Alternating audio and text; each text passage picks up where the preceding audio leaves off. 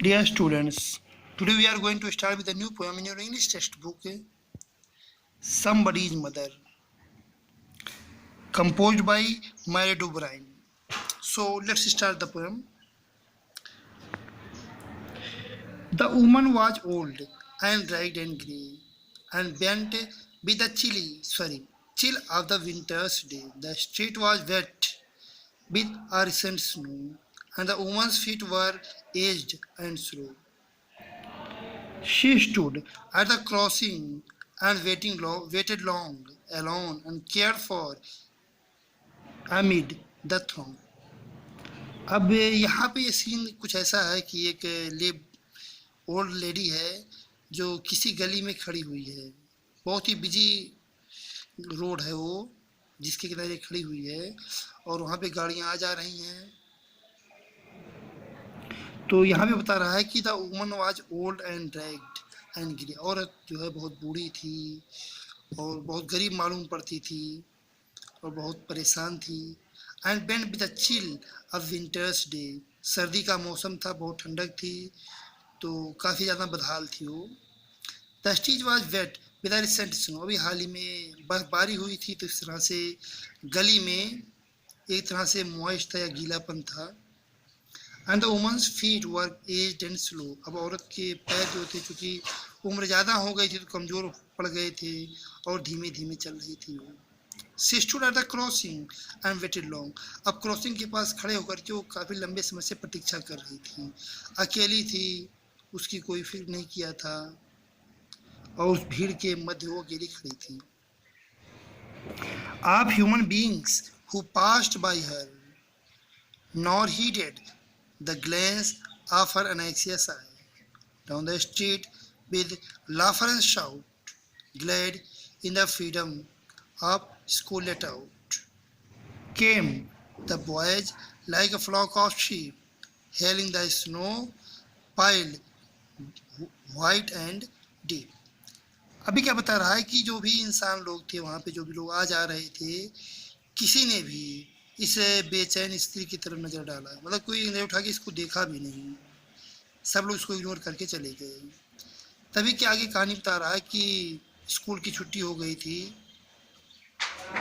तो बच्चे सब बहुत खुश थे और वहाँ से वो निकले, जैसे कोई भेड़ का झुंड होता है निकलता, कुछ इस तरह से बच्चे निकले और जो भी बर्फ वहाँ पे गिरा हुआ था उसको हाथ में उठा करके इसको एंजॉय कर रहे थे।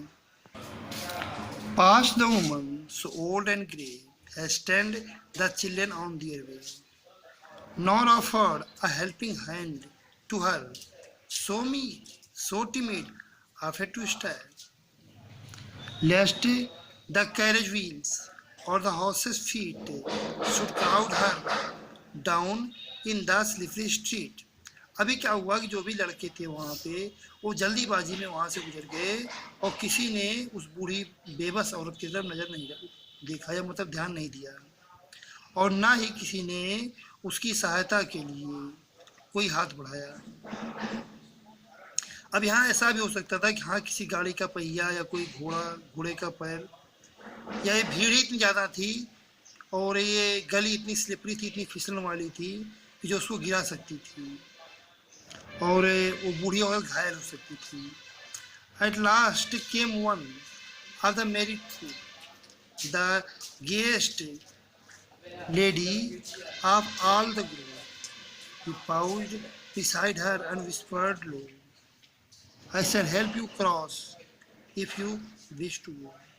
अंत में क्या हुआ कि उन्हें खुशहाल बच्चों के समूह में एक लड़का आया और इस औरत के पास गया और उसे धीरे से बोला कि अगर आप चाहो तो मैं आपको रोड पार करने में आपकी सहायता कर दूंगा।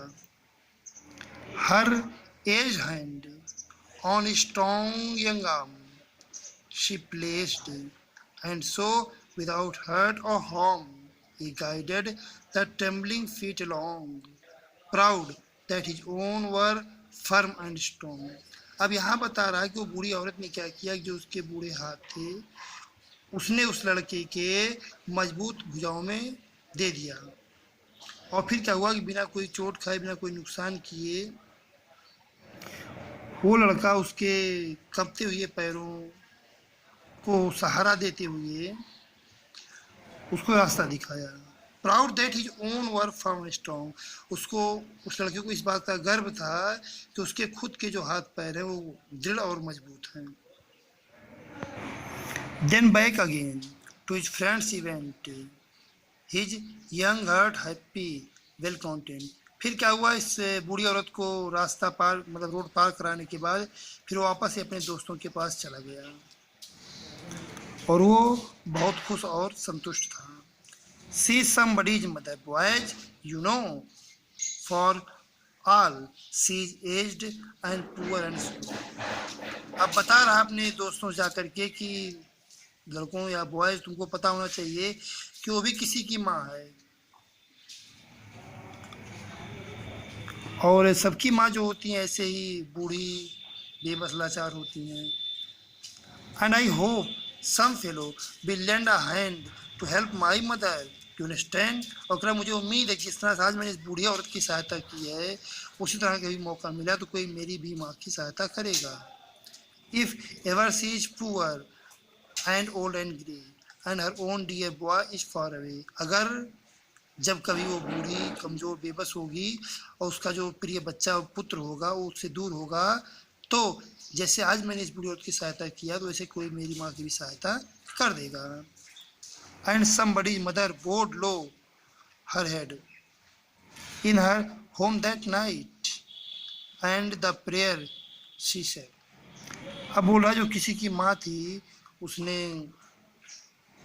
सम्मान में अपना सर झुकाया और फिर जब रात को अपने घर गई हो तो उसने अपने रात की प्रार्थना में क्या कहा, God be kind to the noble boy who is somebody's son and pride and joy. अब वो ईश्वर से प्रार्थना कर रही है कि हे ईश्वर, उस सज्जन लड़के के प्रति दयालु आप रहिएगा जो किसी का पुत्र है, एंड प्राइड एंड जॉय, जिसके अंदर मतलब प्राइड है और जॉय है, तो ऐसे लड़के के प्रति आप दयालु रहिएगा। And here your poem ends, now you can do studies. Thank you.